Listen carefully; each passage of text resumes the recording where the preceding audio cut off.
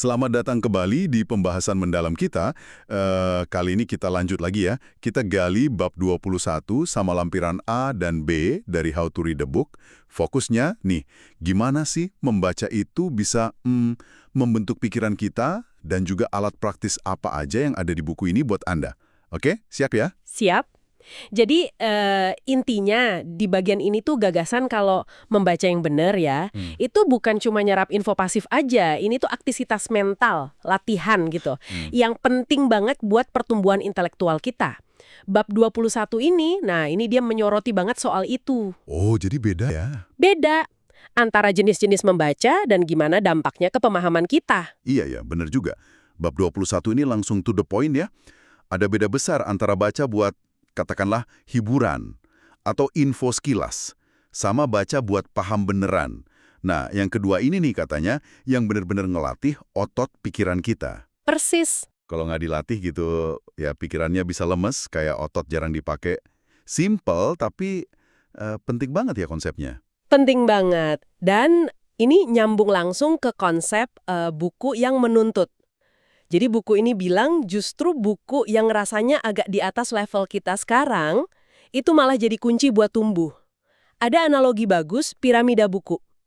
Di bawah itu buku-buku ringan lah. Buat hiburan gitu ya. Iya, atau info cepet nggak terlalu nuntut. Oke, terus tengah sama puncaknya. Nah, di tengah ada buku bagus yang bikin kita lebih paham. Mungkin cukup dibaca analitis sekali aja, tapi puncaknya ini, nah ini dia, ada sedikit buku hebat yang kayaknya nggak habis-habis digali. Dibaca ulang, kok dapat pemahaman baru lagi. Menarik. Ini nih buku yang katanya bisa numbuhin kebijaksanaan, bukan cuma nambah pengetahuan. Kebijaksanaan ya, bukan cuma tahu banyak fakta. Saya jadi kepikiran, milih buku mana yang masuk puncak ini kan pasti agak subjektif ya buat tiap orang. Betul sekali. Buku ini nyaranin tes imajiner yang seru nih. Tes pulau terpencil. Coba bayangin Anda terdampar, terus cuma boleh bawa 10 buku buat dibaca ulang terus. Hahaha, iya. Ini kan bukan main-main ya, tapi maksa kita nanya ke diri sendiri, buku mana sih yang benar-benar ngubah cara kita mikir? Bukan cuma nambah info aja. Tepat. Tes imajiner itu sebenarnya nekenin poin penting bab 21. Pertumbuhan mental itu datang dari usaha aktif kita buat bergulat sama ide di buku yang nantang, bukan dari sekedar nelan info yang gampang. Pikiran kan kayak otot, perlu beban biar berkembang. Nah, dari tantangan itu, kita geser dikit yuk ke alat praktisnya, di lampiran. Lampiran A ini kayak peta harta karun ya. Isinya daftar buku klasik, buku penting yang direkomendasiin. Iya, sumber bagus tuh kalau Anda cari buku yang menuntut tadi. Tapi buat ngasahnya, nah, lampiran B ini nawarin sesuatu yang kayaknya unik ya. Betul, unik. Lampiran B ini bukan sekedar tes biasa loh.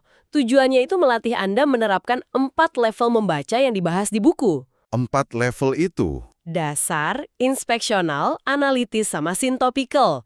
Inspeksional itu biar cepet ngenalin struktur sama inti buku. Analitis buat bedah argumennya. Sintopikal buat bandingin banyak buku. Uniknya lagi, latihannya pakai kutipan dari karya klasik beneran yang kaya makna, bukan teks bikinan yang dangkal. Oh, jadi bukan cuma soal benar salah ya. Lebih ke latihan proses mikir analitisnya pas ketemu teks bagus gitu. Wah, kedengarannya menantang tapi berguna banget. Persis. Ini bikin kita mikir gimana sih kita ngukur pemahaman yang dalam, bukan cuma ingatan fakta doang. Lampiran ini ngasih cara buat ngelatih itu. Latihannya juga macam-macam. Ada pilihan ganda buat cek konsep, isian singkat sampai pertanyaan yang butuh refleksi. Butuh Anda nulisin pemahaman Anda. Jadi kayak gym buat otak membaca kritis kita ya? Bisa dibilang gitu. Gym buat kemampuan membaca kritis Anda.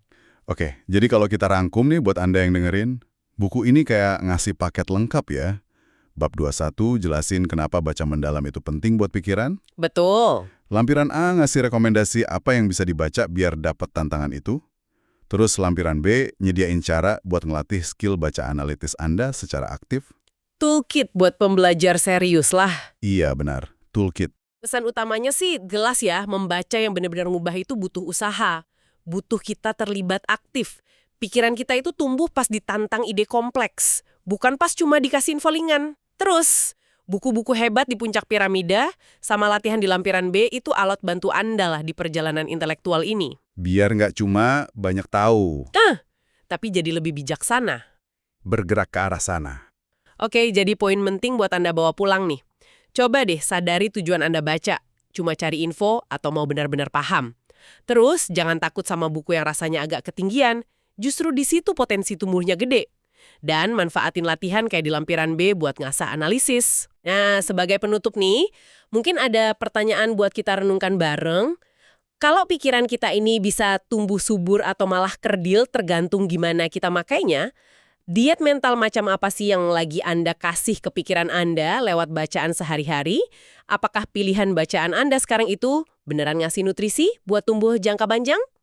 Atau cuma ngisi waktu luang aja. Iya, atau cuma ngisi waktu. Sesuatu buat direnungkan ya.